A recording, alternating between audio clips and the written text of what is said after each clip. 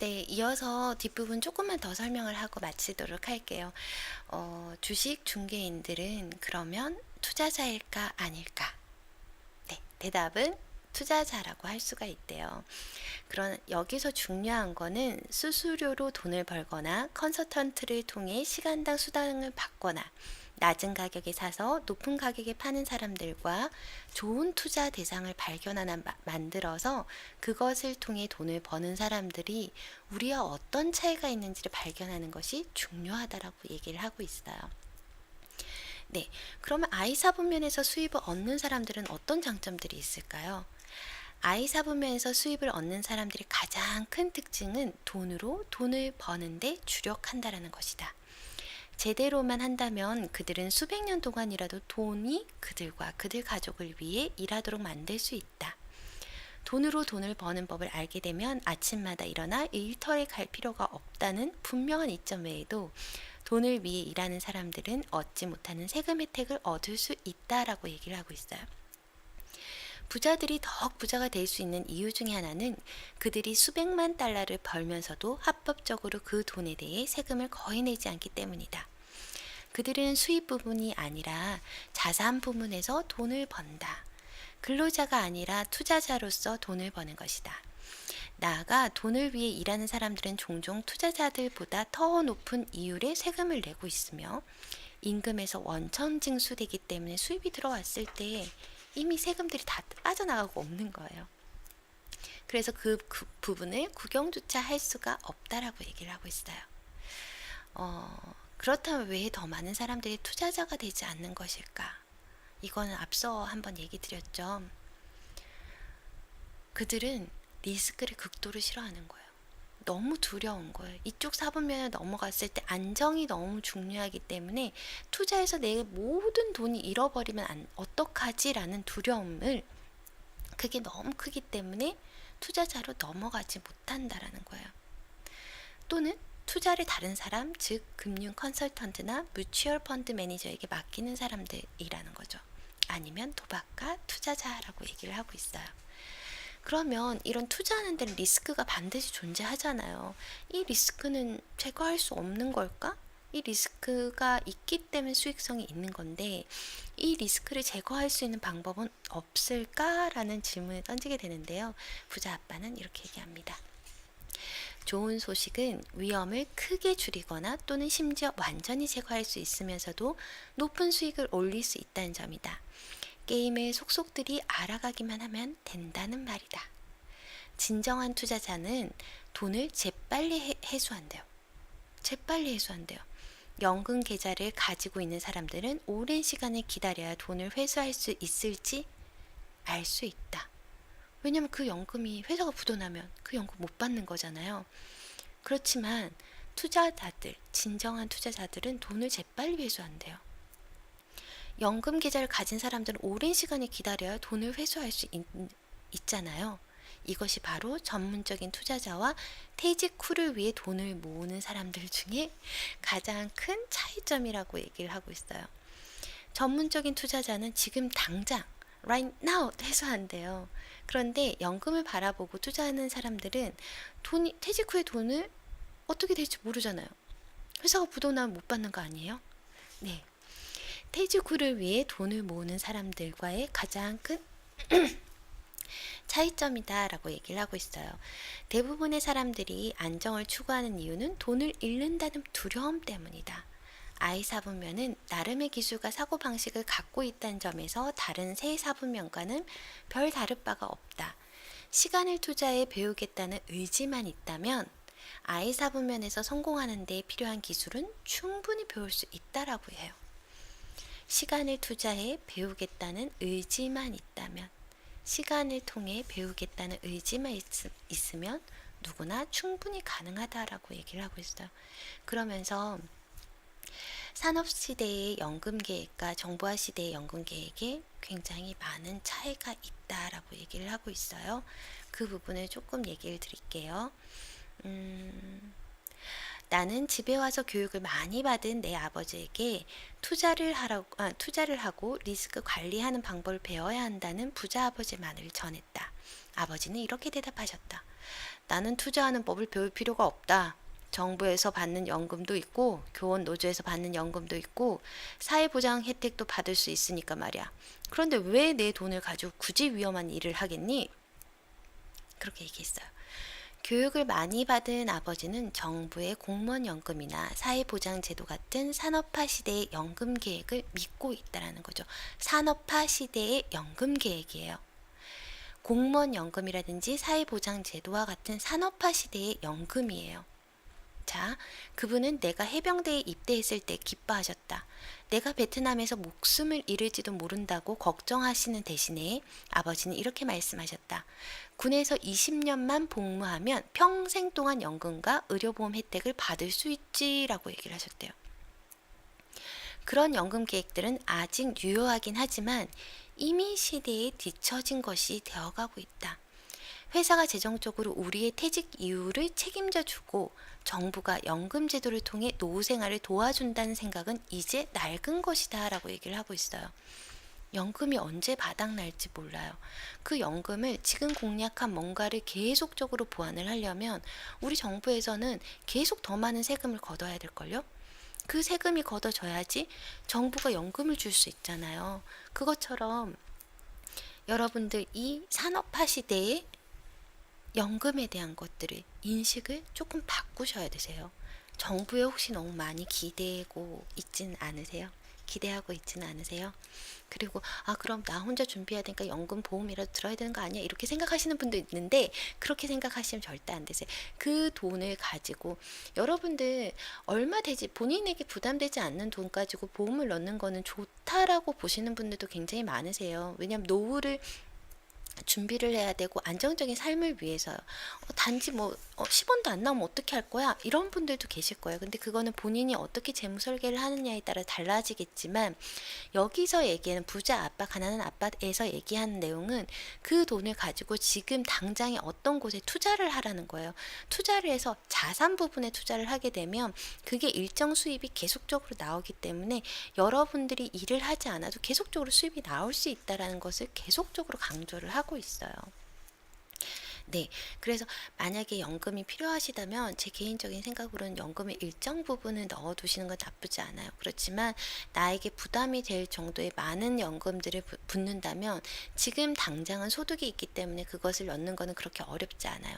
하지만 시간이 지나면 지날수록 그 연금이 1, 2년 넣고 끝나는 게 아니잖아요. 한 20년 납, 한 30년 납으로 계속적으로 넣게 되는데 그게 부담으로 다가올 수 있다라는 거죠. 그렇기 때문에 여러분들 결코 그렇게 넣으시면은 안 되시고요. 부담이 되지 않는 선에서 한번 해보시기 바랄게요. 그러면서 우리는 투자자가 돼야 된다. 우리는 투자자가 되어야 한다. 라고 얘기를 하고 있어요. 자, 너무 많은 사람들이 정부에 기대를 하고 있다라는 부분을 조금 더 전달해 드릴게요. 내가 책을 집필하고 캐시플로 보드게임을 개발한 이유는 산업화 시대가 종말을 맞이함에 따라 정보화 시대의 기회에 대비해야 할 필요가 생겼기 때문이다. 한 사람의 시민으로서 내가 걱정하는 점은 우리 세대와 미래 세대가 산업화 시대와 정보화 시대의 차이에 대해 적절히 대응할 준비를 못하고 있다는 사실이다. 그러한 차이 중 하나는 은퇴 후 재정적으로 노후 대책을 마련하는 방법이다. 학교를 졸업하고 안전하고 안정적인 직장을 얻는다는 생각은 1930년대 이전에 태어난 사람들에게나 통하는 이야기라는 거죠. 오늘날에는 모든 사람들이 학교에 가서 좋은 직장을 얻기 위해 노력해야 한다. 하지만 우리는 또한 투자하는 법을 배워야 하는데 학교에서 투자하는 법을 가르치지 않는다라는 거죠. 좋은 직장에 들어가서 그게 끝인가요? 아니죠. 계속 치열하게 경쟁을 해야 되고 거기서 살아남아야 되고 우리는 좋은 직장에 들어갔어도 대기업에 들어갔어도 성공한 삶이 아니에요. 부자가 되지 못한단 말이에요. 그럼 어떻게 해야 돼요? 학교에서도 투자하는 법을 가르쳐 줘야 되고 재무 관리를 할 수 있는 법을 알려주셔야 됐다라는 거죠. 산업화 시대가 야기한 문제점 중에 하나는 너무나도 많은 사람들이 정부의 기대, 개인적인 문제를 해결하려고 든다라는 점인 거예요. 정부에 기대서 개인의 문제를 해결하려고 든다는 점이다. 오늘날 우리가 더 큰 문제에 직면하게 된 것은 우리의 재정적인 경제적 책임을 정부에 위임했기 때문이다. 우리의 재정적 책임을 정부에 위임했다라는 거죠. 연금이라든지 연금저축이라든지 국민연금이라든지 아니면 사회성 보장제도라든지 아니면은 우리가 많이 하고 있는 보험이라든지 의료비 보상제도라든지 이런 것들 정부에 너무 많이 의존을 하고 있다라는 거죠. 그 정부에서 나오는 돈들은 다 우리 세금에서 나오는 돈들이에요. 그렇기 때문에 여러분들도 잘 생각해 보셔야 될 문제이세요. 이 부분은 저도 이 부분을 읽으면서는 굉장히 생각이 많아졌어요. 아, 나도 지금 나도 모르게 정부에 많이 의존을 하고 있구나. 여러분들 의료보험 혜택 다 받으시죠? 무료급식 다 받으시죠? 공교육 다 받으시죠? 이게 정부에서 다 해주는 혜택들이잖아요. 사실은 그게 우리 세금에서 나오는 혜택들이거든요. 그 많은 혜택들을 누리려면 노후연금이라든지 이런 것들을 누리려면 저희는 더 많은 세금을 내야 돼요. 세금을 내야지만이 정부가 그 정책들을 유지하고 그 공약들을 지켜나갈 수 있는 거예요. 그러려면 어떻게 해야 될까? 그 세금은 근로자들로부터 더 나오죠. 근데 우리가 속일 수 없는 근로자들 누가 있을까요? 네, 기업에 다니는 근로자들은 소득이 모두 오픈된 상태예요. 그분들에게는 소득이 높아지면 높아질수록 계속적으로 더 많은 세금을 내게 될 수밖에 없는 시스템이라는 거죠. 이해되시죠? 네. 2020년이 되면 미국의 인구는 2억 7,500만 명에 이를 것이며 그중 1억 명이 정부 지원을 기대하게 될 것이다. 연방정부 공무원들과 퇴역 군인, 우체국 직원, 교사, 지방정부 공무원들과 사회보장과 메디케어 혜택을 기대하는 퇴직자들이 바로 그들이다. 그들이 정부 지원을 기대하는 것은 당연한 일이다. 직장에서 일을 하는 동안 다양한 방식으로 정부의 약속에 투자해 왔기 때문이다. 그러나 불행히도 너무나도 오랫동안 너무나도 많은 약속을 남발했되었기 때문에 이제는 그것을 지불할 때가 되었다라는 거죠. 나는 지금 금전적 약속이 지켜질 것이라고 생각하지 않는데요. 금전적 약속이 지켜질 거라고 생각하지 않는데요. 만일 우리 정부가 기존의 약속들을 지키기 위해 지금보다 더욱 많은 세금을 인상하려 든다면 탈출이 가능한 이들은 세금이 낮은 나라로 도망갈 것이다. 아, 네. 왜냐하면 이 나라의 기업체를 세우게 되면 여기서 벌어들이는 수익에 대해서는 정부가 계속 많은 세금들을 때려서 너 더 많은 세금을 내. 왜냐면 네가 더 많은 수익을 냈기 때문에 우리는 너에게 세금을 거둘 거야. 너가 우리나라에서 이런 것들을 하면서 얻는 소득들이잖아 라고 생각을 하게 되는 거죠. 그러면 이쪽에 있는 아메리카에 있는 사람들은 동남아나 이렇게 세금이 낮은 국가로 옮겨갈 수 있다는 생각이 안 드세요? 그 낮은 국가로 옮겨가게 되면 어떻게 될까요? 그 나라의 기업을 세우더라도 원격으로 관리를 하면 되는 거예요. 요즘 세상이 얼마나 좋은데요. 근데 가능하잖아요. 그 기업에 비서를 두게 되고 그 기업에 운용자를 두게 되고 관리자를 두게 되면요. 낮은 세금으로 기업체를 운영할 수 있는 결과가 나오는 거예요. 그럼 빠져나갈 수 있는 기업체나 인력들은 모두 빠져나가게 된다라는 결과죠. 특정 정보화 시대에는 해외가 더 이상 해외에 있는 세금 천국을 가리키는 것이 아니라 사이버 공간을 의미할 수도 있다는 거죠. 그냥 사이버 공간이 될 수 있어요. 네. 엄청난 변화가 다가올 수 있다라는 거. 여러분들 연금이 여러분들의 노후를 보장할 수 없다라는 것과 정부에 너무 많은 것들을 기대고 있지는 않은가라는 생각을 한번 해보셨으면 좋겠어요. 저도 어느 순간에 나라에서 정부가 해주는 것들이 굉장히 많이 있구나. 우리 아이들이 무상으로 급식을 하고 학교를 다닐 수 있고 돌봄을 받으며 출산급여를 받고 육아휴직급여를 받고 뭐 이런 다양한 혜택들이 있잖아. 의료보험도 나도 모르게 정부에서 받는 혜택들이 굉장히 많을 거란 말이에요. 그런 혜택들이 정부가 많은 것들 주어지고 있지만 이게 당연한 것들이 아니라 우리 세금으로 꾸려져 가는 거고 이것들이 바닥이 날 때는 결국에는 우리가 세금을 더 많이 내야 되는 시스템으로 바뀔 수밖에 없다라는 거고 미국은 이미 그 과도기에 넘어선 상태라고 볼 수 있겠죠. 네, 그러면서 이제 조금 더 얘기를 드리면 부자 아빠가 이렇게 얘기를 해요. 여러분들은 아직도 정부나 기업이 자신의 경제적 안정을 책임져 줄 것이라고 생각하는 이들은 머지않아 곧 신망하게 될 거야. 머지않아 곧 신망하게 될 거야. 정부나 기업이 자신의 경제적 안정을 보장해 주지 않아 라고 계속 얘기를 하고 있어요. 네, 그러면 위험을 관리하는 법을 배우래요. 위험을 관리하는 법. 저도 배우고 싶어요. 위험을 관리하는 법. 어떻게 위험을 관리를 해야 되지? 투자하는 거는 안정적인 것에서 벗어나게 돼서 두려움이 올 수밖에 없는데 그럼 어떻게 해야 되지? 여기 답이 나와 있어요. 낮은 리스크로 높은 수익률을 내는 투자를 하는 것은 가능한 일이다. 리스크가 작으니까 거기서 높은 수익률을 낼 수 있는 거는 가능하죠. 당신이 할 일은 그것을 어떻게 배우는 것뿐이다. 어떻게 해야 그걸 배울 수 있을까? 그리고 실제로 별로 어려운 일도 아니다. 비유하자면 자전거 타는 법을 배우는 것과 비슷한데 처음에는 자주 넘어질지 몰라도 어느 정도 시간이 지나면 더 이상 넘어지지 않고 투자의 제2의 천성이 된다. 정말로 자전거를 배우는 것과 비슷하다. 현금 흐름 4분면의 왼쪽 면의 문제는 대부분의 사람들이 재정적 위험을 피하기 위해 그곳에 간다는 데 있다. 재정적 위험을 피하고자 그쪽에 가서 머물러서 안 나오는 거예요.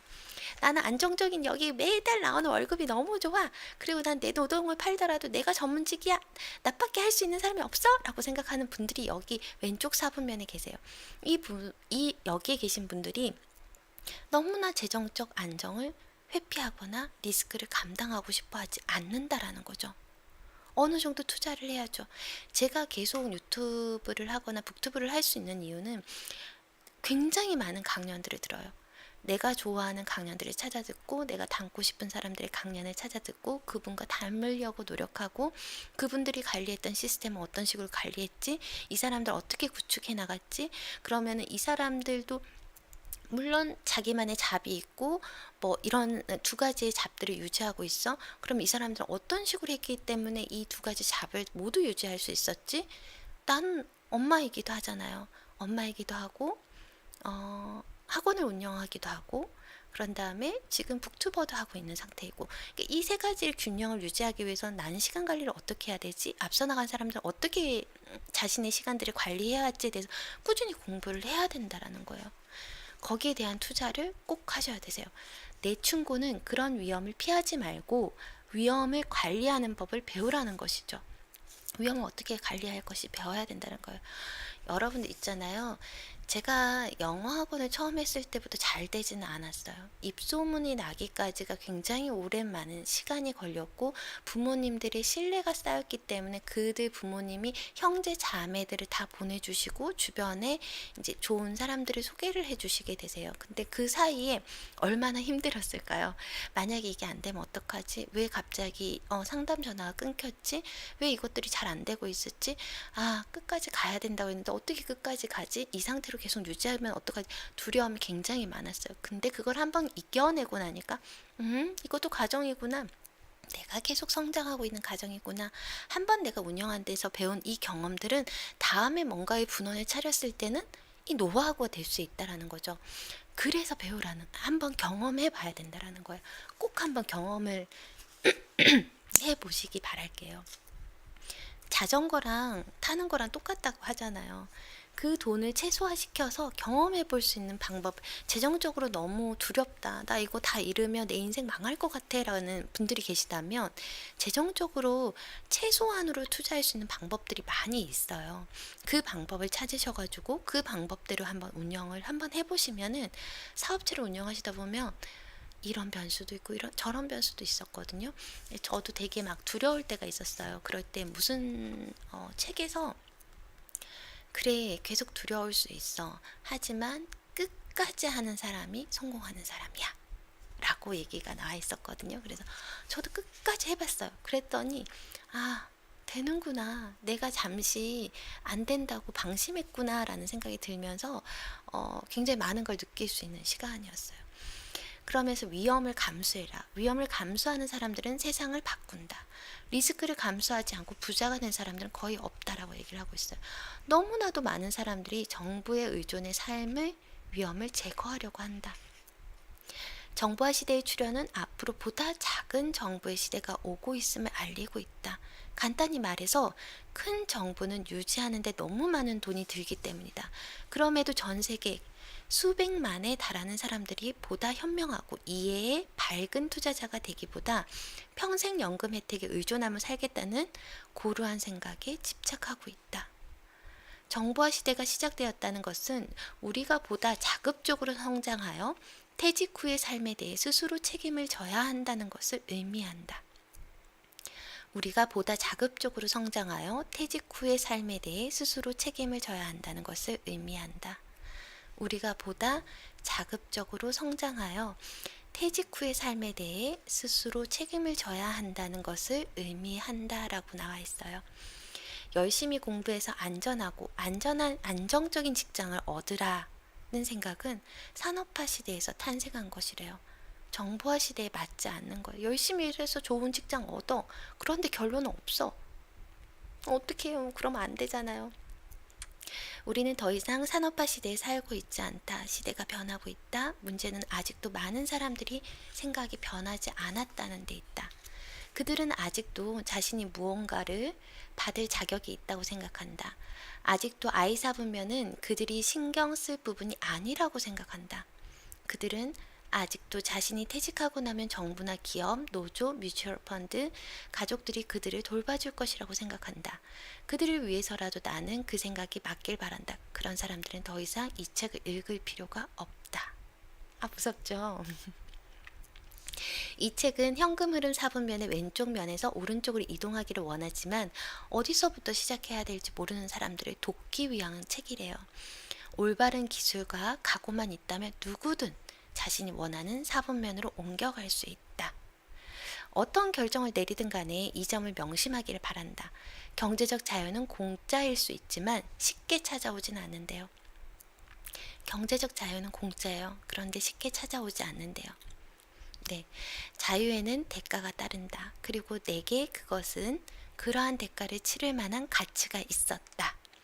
커다란 비밀을 하나 알려주겠다. 커다란 비밀이에요. 경제적인 자유를 얻는 데는 돈도 좋은 제도권 교육도 필요하지 않대요. 돈도 교육도 필요하지 않대요. 또 위험하지도 않다라고 해요.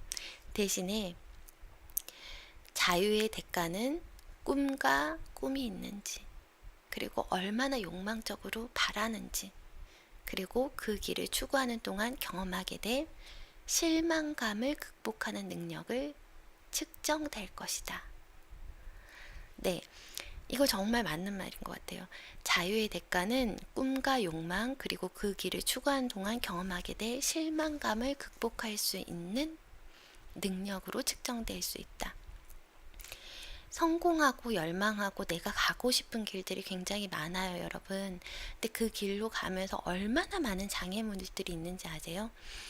지금 북튜버라든지 아니면 자주 성가하신 분들 여러분들이 계시잖아요. 그분들이 그냥 탄탄대로 그 자리에 가신 게 아니세요. 그분들도 매일같이 깨져가면서 뭔가를 계속 두려움과 싸워서 이겨나갔던 거예요. 내가 이게 될까? 이게 안 되면 어떡하지? 혹시나 저게 되면 어떡하지? 그 두려움으로 나는 잘 될 거야. 나는 성공할 거야. 매일같이 성장하고 있어. 라는 마음가짐으로 자신을 돌본 거예요. 나 이렇지만 그래도 잘할 수 있어. 나 지금 현재는 조금 부족할지 모르지만 그래도 계속적으로 성장하고 있으니까 나중에는 그들보다 내가 더 좋아질 수 있을 거야 라는 자신감을 가지고 그 롤모델을 향해서 계속적으로 달려나간 거예요. 그렇기 때문에 그들도 그 자리에 성공해서 설 수 있었던 거죠. 여러분 이해되세요? 네. 그들도 매 단계에 부딪히는 두려움이 있어요. 그 두려움을 잘 극복하고 이겨낸 케이스라고 보시면 되실 거예요. 그거를 이겨낼 수 있다면 여러분들은 경제적으로 자유로워질 수 있습니다. 네. 꿈도 있으셔야 되시고요. 욕망도 있으셔야 되고요. 그 길을 걸어나가면서 부딪히게 되는 다양한 실망감들을 극복할 수 있는 능력들도 가지고 계셔야 됩니다. 당신은 그런 대가를 치를 각오가 되어 있으신가요? 여러분들 그런 대가를 치를 각오 되어 있으세요? 그럼 한번 해보세요. 해보시면 또 다른 길이 보여요. 하다 보면 이 길이 아니구나. 나도 이렇게 하다 보면 이렇게 해서 성장해 나가는구나. 제가 처음 찍은 영상들을 보면 너무 부끄러울 정도로 너무 부끄러워요. 그런데 그 처음에 대한 두려움을 깨고 핸드폰으로 시작을 했다가 마이크도 안 되는 정말 중고폰으로 한번 시작을 해봤다가 캠코더도 새로 한번 바꿔봤다가 여러 가지 시도를 해봤거든요. 그러면서 저도 많이 성장을 했다. 책을 리뷰하면서 내가 이렇게 곱씹게 되는구나. 내면화를 만드는구나. 라는 생각이 들면서 너무나 감사했거든요. 여러분들도 꼭 그런, 네, 경제와 자유로부터 자유로워지시기 바라겠습니다. 네. 사람들은 어째서 안정적인 직장을 원하는가? 많은 사람들이 안정적인 직장을 찾는 가장 주된 이유는 학교와 가정에서 그렇게 배웠기 때문이래요. 그래서 수백만 명의 사람들이 어른이 되어서도 계속 그런 조언을 따른다. 우리 중 많은 이들이 어렸을 때부터 경제적 안정이나 경제적 자유보다는 안정적인 직장을 생각하도록 배워왔다라는 거죠. 경제적 안정이나 어떤 자유로움보다는 또 좋은 직장에 들어가, 안정적인 직장에 들어가 평생 직장을 살아야지라고 많이들 듣고 자랐다라는 거죠. 그리고 우리 중 대부분의 학교나 가정에서 돈에 대해 거의 배우지 못했기 때문에 자연스럽게 경제적인 자유를 찾기보다는 안정적인 직장을 찾을 수밖에 없었다라는 거죠. 부채의 덫, 이 부분은 제가 조금만 읽어드릴게요. 인구의 90%가 현금 흐름 4분면의 왼쪽 면에서 일하는 주된 이유는 그 4분면이 학교에서 배운 것이기 때문이다. 앞에서 얘기했죠. 사람들은 학교를 졸업하고 나면 지출이 많아져 빚더미에 빠질 수 있고 그렇게 되면 더욱 안정적인 직장에 매달릴 수밖에 없다. 근데 사회경제활동에 나오게 되면요. 부모님하고 같이 안 살게 되면 집도 구해야 되죠. 혼자 생활도 해야 되죠. 생활비도 내야 되죠. 교통비도 내야 되죠. 그러니까 돈이 매달 들어와야 되는 거예요. 안정적인 직장이 필요한 거예요. 직장을 잡지 않으면은 부모님들한테 계속 손을 벌릴 수밖에 없는 상황이잖아요. 우리 사회 구조도 그래요. 직장을 구하지 않으면 뭐라고 해야 되지? 멍청이. 쟤 왜 잡 못 구해? 왜 직장 못 들어가? 부모님들은 그걸 굉장히 부끄러워하세요. 근데 그게 부끄러운 게 아니거든요. 그 과정에서 배워나가 돈 한 푼도 안 벌고도 자기 생활만 유지할 수 있다면 저는 30살? 35? 이 정도까지도 저희 딸들이 그렇게 살아도 별 문제가 없을 것 같아요. 왜냐면 충분히 그 안에 뭔가를 하면서 배워나가고 있을 거거든요. 그 배워나가는 게 힘이 돼서 언젠가는 빵! 하고 터질 때가 있을 거예요. 네. 그러니까 그리고 또 이렇게 얘기를 해요. 나는 종종 대학을 졸업함과 동시에 학자금 대출 청구서를 받게 되는 젊은이들을 만나곤 한다. 네, 여러분들 우리나라도 지금 학자금 대출 때문에 대학 졸업하자마자 빚더미에 앉은 사람들 많이 있잖아요. 근데 그 사람들 어떻게 해요? 취업 빨리 해야죠. 그래서 빚 갚아야죠. 네, 그중 몇 명은 내게 대학 등록금 때문에 수만 달러의 빚이 있다는 사실을 깨달을 때 무척 우울해졌다라고 말했다. 만일 그들 대신 부모님이 등록금 융자를 받았다면 그때는 부모님들이 수년 동안 재정적으로 고생을 해야 한다. 오늘날 대부분의 미국인들은 학창시절에 신용카드를 발급받는 다음 남은 평생 빚을 안고 살아간다. 그것은 그들이 산업화 시대에 적합했던 공식을 따르고 있기 때문이다 라고 얘기를 하고 있어요. 네, 너무 어렵네요. 네, 돈이라는 덫. B와 I 사분면에서 성공을 거두기 위해서는 금융지능이라는 특별한 형태의 지식이 필요하대요. 금융지능이라는 특별한 형태의 지식이요. 부자 아버지는 이 금융지능이 돈을 얼마나 많이 버는가 보다 우리가 돈을 얼마나 많이 모으고 돈이 얼마나 열심히 우리를 위해서 일하며 또 얼마나 오랫동안 그 돈을 유지할 수 있는지를 결정한다라고 말했다. 금융지능은 돈을 버는 게 중요한 게 아니고요. 벌어서 모으고 그리고 돈이 우리를 위해서 또 돈을 일을 하고 그리고 얼마 동안 오랫동안 그 돈을 유지할 수 있는지를 결정하는 것을 말한다라는 거죠. 사분면의 오른쪽에서 성공을 거두려면 금융지능이 필요하다. 기본적인 금융지능이 부족한 사람들은 현금 흐른 4분면의 오른쪽 면에서 살아남기가 힘들기 때문이다. 내 부자 아버지는 돈은 물론 함께 일하는 사람들을 어떻게 다뤄야 하는지 알고 있었다. 그래야만 했다. 그분은 많은 돈을 벌고 그분이 관리할 사람의 숫자를 가능한 한 줄여야 했으며 비용은 적게 그리고 수익은 높게 유지해야 했다. 라고 얘기하면서 부자 아버지는 집이 자산이 아니래요. 부채래요. 왜냐하면 집은 자산이 아니야, 부채야 늘 강조하셨어요. 그분은 숫자만으로도 그 사실을 입증해낼 수 있었다. 교육을 많이 받은 내 아버지는 돈과 직장에서 함께 일하는 사람들을 잘 관리하지 못했다. 비록 그분은 그렇게 생각하지 않았지만 하와이주의 교육감이었던 아버지는 고위 공무원으로서 수백만 달러의 예산과 수천 명의 부하 직원을 관리했지만 그것은 아버지가 만들어낸 돈이 아니었다. 그거는 납세자들이 낸 돈이었고 아버지의 일은 그것을 모두 쓰는 것이었다라고 얘기를 하고 있어요. 그러면서 집이 왜 부채일까? 집이 왜 부채일까? 미국에서는요, 집을 가지고 있으면 집에 대한 세금들을 굉장히 많이 내야 되잖아요. 그 세금들도 내야 되고 집 관리하고 유지하는 비용들이 굉장히 많이 들고요. 집을 대출하게 되면 대출 이자 비용도 나가야 되잖아요. 그런 것까지 다 계산을 해보신 거예요. 집이라는 어떤 걸 사기 위해서 대출을 받았어. 대출 이자는 뭐가 나가야 되고, 그 다음에 세를 줄 경우에는 그 집을 유지 관리하기 위해서 어떻게 관리를 해야 되고, 거기에 따른 충당금들은 뭐가 있고, 감가 생각되는 것들은 뭐가 있고, 이런 것들 다 따지신 거죠. 그래서 집이라는 것 자체를 부채로 보고 계세요. 그리고 이런 금융상의 조언을 들은 내 아버지가 한층 더 열심히 일했고 점점 더 빚에 쪼들리게 되었다라고 얘기를 해요. 열심히 일에 승진을 할 때마다 임금은 인상되었지만 그때마다 아버지는 또다시 더 많은 세금을 내야 했다.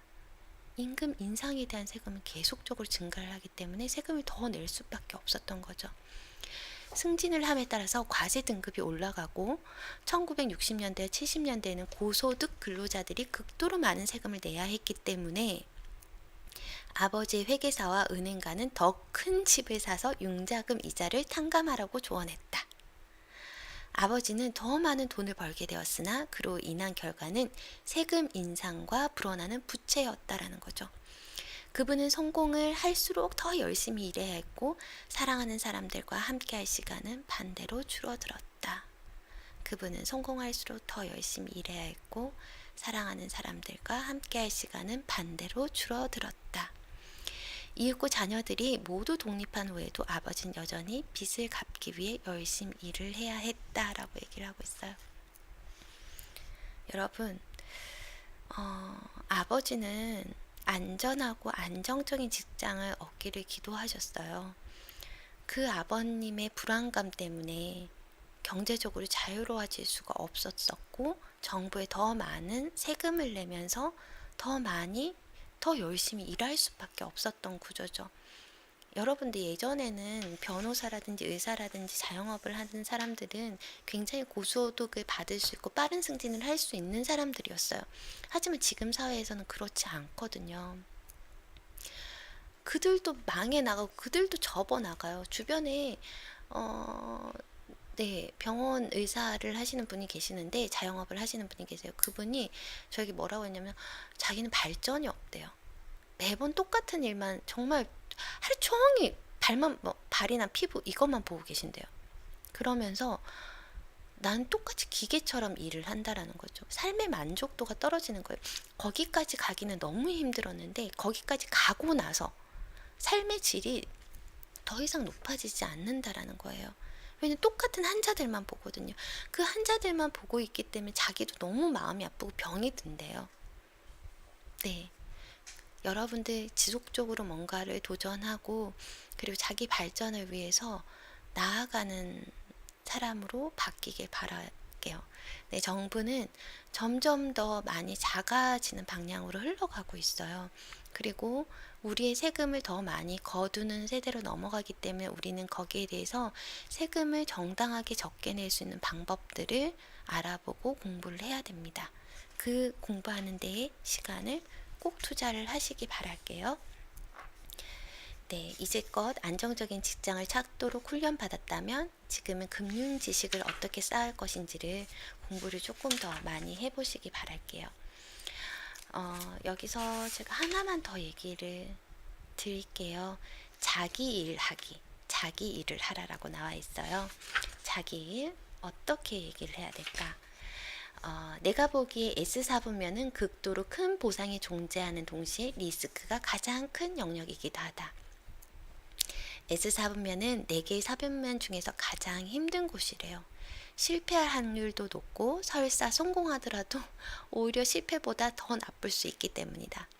S4분면에서 성공하게 되면 그 어떤 사분면보다도 더 열심히 일해야 하고 그것도 아주 오랫동안 열심히 일해야 한다라는 거죠. 내가 생각하기에 대부분의 사업들은 처음 5년 이내에, 여러분 이 부분 잘 들으셔야 돼요. 처음 5년 이내에 실패하는 것은 자본과 경험이 부족하기 때문이다.